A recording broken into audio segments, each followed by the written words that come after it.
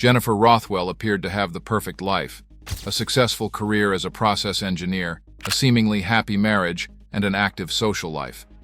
But everything changed one evening in November 2019, when Jennifer's husband called 911 to report her missing. Although her car was discovered later that night, Jennifer was nowhere to be found. Tragically, 6 days later, her lifeless body was discovered in a field. But who could have committed this heinous act? Let's get into it.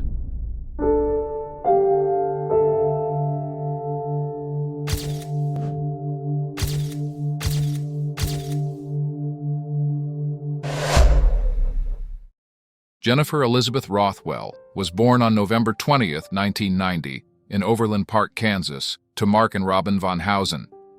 Jennifer's educational journey began at Park Hill High School in Kansas City, where she pursued her primary education. It was in these formative years that she developed a strong academic foundation and a passion for learning. After graduating from high school, Jennifer embarked on the next phase of her life by enrolling at the prestigious University of Missouri-Columbia. During her time at the university, fate brought her together with Beau Rothwell. Jennifer and Beau's connection initially blossomed in the academic setting as they became lab partners. As they worked together on various experiments and projects, their shared interests and compatible personalities drew them closer, eventually leading to a romantic relationship. In 2013, both Jennifer and Beau graduated from the University of Missouri-Columbia, earning their bachelor's degrees. Following their academic success, Jennifer and Beau's love story continued to flourish. On September 26, 2015, the couple took a significant step in their journey together as they exchanged vows and got married. Their union was a celebration of love and commitment, marking the beginning of a new chapter in their lives. Jennifer worked as a process engineer at the DuPont Chesterfield office in St. Louis, Missouri. Her dedication and expertise in her field not only earned her professional respect, but also allowed her to form lasting friendships with her colleagues. Beyond her career, Jennifer enjoyed traveling, hanging out with friends and family, and celebrating life. Most importantly, Jennifer loved spending holidays and birthdays with the most important people in her life, her family. On the evening of Tuesday, November 12, 2019, Beau Rothwell called the police and reported his wife, Jennifer, as missing. According to his account, Jennifer had not returned home from work. He recounted that he last saw Jennifer in the morning shortly before 6:30 a.m. as she left their residence for work. Her car was discovered abandoned later that night at the 12800 block of Olive Boulevard in Creve Coeur. Inside the vehicle, her phone was found, but Jennifer herself was nowhere to be seen. When approached by the police, Beau declined their request to search his house, car, and phone. Furthermore, he refused to provide a DNA sample and invoked his right to an attorney. While these actions didn't prove Beau had anything to do with his wife's disappearance, they did provide the police with cause to investigate him as a potential suspect and secure a search warrant for the premises. On the afternoon of Wednesday, November 13, 2019, Beau took to Facebook to share the alarming news about his missing wife. According to him, she had disappeared the day prior, so he reached out to the public, urging anyone with information on her whereabouts to contact him or the authorities. Beau actively participated in the search efforts for Jennifer. On that same day, law enforcement secured a search warrant for the Rothwell residence. During their investigation inside the home, the police uncovered unsettling evidence of potential violent incidents. This included a wet carpet soaked with bleach and large areas of blood, along with noticeable red stains in multiple areas near the basement stairs. Additionally, damage to the basement's drywall was evident, with the presence of human hair samples. The blood-stained areas were not only soaked in detergent, but also featured a circulating fan, actively dispersing air over them. Strangely, the basement windows were wide open, despite the freezing cold winter conditions.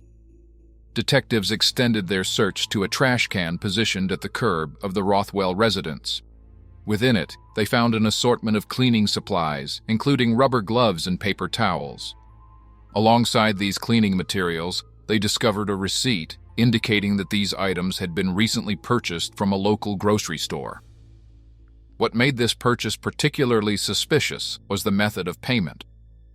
Beau had used a gift card to buy these supplies, presumably to avoid a trace of the purchase on his credit card. Subsequently, he concealed the gift card within the lining of a meal delivery box discarded in the trash. The purchase of the cleaning products directly contradicted Beau's previous claim that he had remained at home with his wife throughout the entire night. Inside the couple's garage, the police discovered Beau's 2015 GMC Canyon pickup truck. A potent and unmistakable scent of bleach emanated from the securely covered bed of the truck. After the search of the house and the vehicle, Beau Rothwell was arrested. On Thursday, November 14th at 8:45 a.m., the St. Louis County Police made an announcement, reclassifying Jennifer Rothwell's case from a missing persons case to homicide. Later that same day, authorities took a significant step in the case by formally charging Beau Rothwell with tampering with evidence. This charge stemmed from Beau's apparent efforts to eradicate bloodstains from the carpet and disposing of the related cleaning supplies. Initially, he had informed the police that he and Jennifer were at home, watching cooking shows on the night before her supposed disappearance. However, this narrative was challenged by a receipt discovered, showing that Beau had purchased cleaning supplies from a grocery store that same evening at 9:22 p.m. The police obtained surveillance footage from the Deerberg's grocery store, which further proved he purchased the products. The next day, Friday, November 15th, Beau Rothwell was charged with second-degree murder. On the following Monday, November 18th, Beau, accompanied by his attorney Charles Barbario, held a meeting with detectives. During this meeting, Beau provided crucial information, disclosing the location where his wife's body could be found. Beau's attorney made a statement confirming that his client is actively cooperating with the police. "My client and I are working with the St. Louis County Police Department and the St. Louis County Prosecutor's Office to bring closure to this case and to all parties involved. We have no further details to release at this time and ask for privacy on behalf of the families as we cooperate with law enforcement." At 5:15 p.m., a comprehensive search operation commenced, involving a collaboration between detectives from the Bureau of Crimes Against Persons, the Special Response Unit, the Metro Air Support Unit, and various other law enforcement personnel. The search focused on an area situated off of Highway 61, approximately an hour northwest of St. Louis. This operation boasted a team of around 50 investigators and K-9 officers dedicated to the effort. Law enforcement officers lined up in parallel formation along the highway and meticulously searched the challenging and rugged terrain. Their relentless search continued for approximately 5 hours, and then, at 8:20 p.m., Officer Matthew Zufall made a grim discovery. He spotted a lifeless pale female body with a black bag around her head. He said her lifeless body was curled up in a fetal position, concealed beneath a tangle of brush, twigs, and branches. The location where the body was discovered was approximately 45 miles away from the Rothwells' residence, in the vicinity of Quiver River State Park. Law enforcement officials affirmed that they were unaware of any connection Beau Rothwell might have had to the area. On Wednesday, November 20th at 9 a.m., the St. Louis County Police confirmed the positive identification of the body discovered as that of Jennifer Rothwell. An autopsy determined that the cause of death was due to blunt force trauma to her head. Neither Beau nor Jennifer's family members offered any comments regarding the case.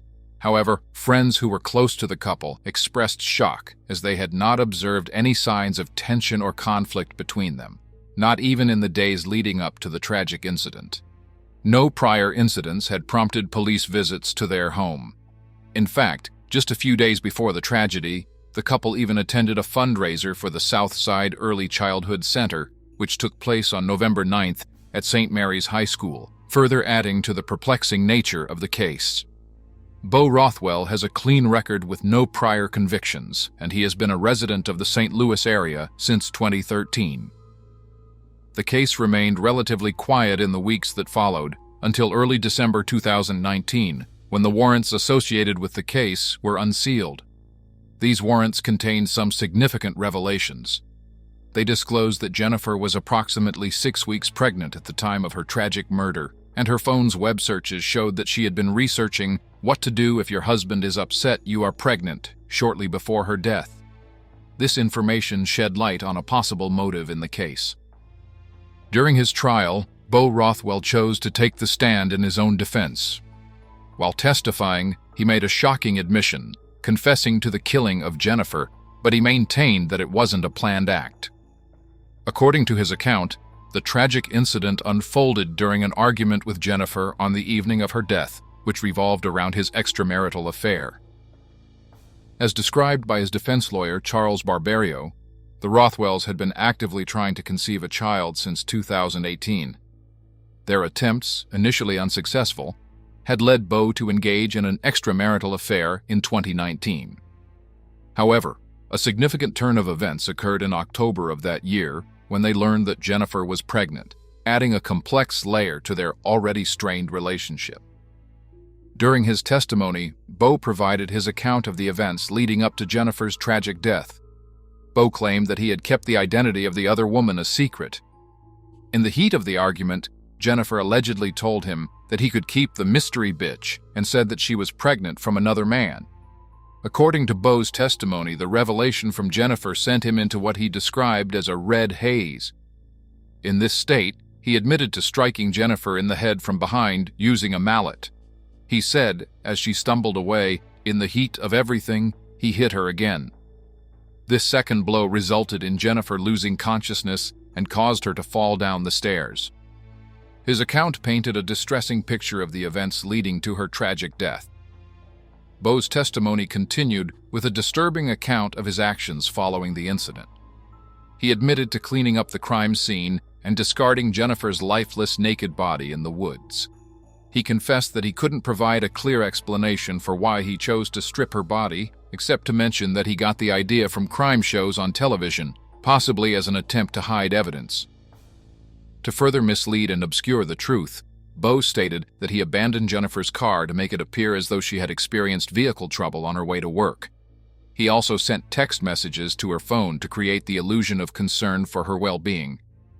Astonishingly, he even went to the extent of participating in search parties alongside her family and work colleagues, a ruse that added a layer of deception to the unfolding tragedy. The case took another distressing turn when a paternity test ultimately confirmed that Beau was indeed the father of Jennifer's unborn child. In response, the prosecution contended that Beau had been aware of this fact all along and had orchestrated the murder of his wife. They pointed to incriminating text messages Beau had sent to his girlfriend, in which he discussed the possibility of leaving his marriage to be with the girlfriend if Jennifer were to miscarry, or if something else happened. Prosecutors characterized Beau Rothwell as a methodical individual in his daily life and argued that his actions during the killing demonstrated premeditation under the law. Prosecutor Tom Smith stated, "He deliberated when he got the weapon. He deliberated when he drew it back. He deliberated when he brought it down on her head. It was all part of his plan." This argument highlighted the prosecution's assertion that the actions that led to Jennifer's death were not impulsive acts, but rather a carefully calculated and deliberate course of actions. The jury deliberated on April 28, 2022, before ultimately finding Beau guilty of murder in the first degree. In July 2022, Beau received a life sentence in prison without the possibility of parole. He was also sentenced to 4 years for tampering with evidence, and both of these sentences will run concurrently. Additionally, the judge handed down another 4-year sentence for the abandonment of a corpse. St. Louis County Prosecutor Wesley Bell spoke briefly to the media after the sentencing. Was this the outcome you hoped for? Absolutely. We obviously issued this case as a murder first, and as was stated in sentencing today, we never made any other offers. That was not an option. We felt that this individual needed to be held accountable for his actions, and that's what we were intent on doing. Relationships that are supposed to be sources of comfort and security. And someone should certainly feel safe and secure with their husband, of all people. And so, it's a tragedy when anyone loses their life, but in this manner, obviously, it's a little different. Jennifer was a smart, kind-hearted, and a beautiful young woman. Her genuine warmth and kindness drew others to her. Her ability to connect with people and forge meaningful relationships was a testament to her compassionate nature. Jennifer's quirkiness was part of her charm. She had a delightful sense of humor and a playful spirit that brightened up any room she entered. She was a precious daughter, a loyal friend, and not forgetting, a soon-to-be mother. The loss of both Jennifer and her unborn baby reminds us of the preciousness of life and the importance of treasuring every moment we have. It serves as a poignant reminder that life in all its forms is a gift from God that should never be taken for granted. To Jennifer's family and friends, we extend our deepest and most heartfelt condolences to you all. May God comfort and strengthen you, and may Jennifer's soul rest in eternal peace.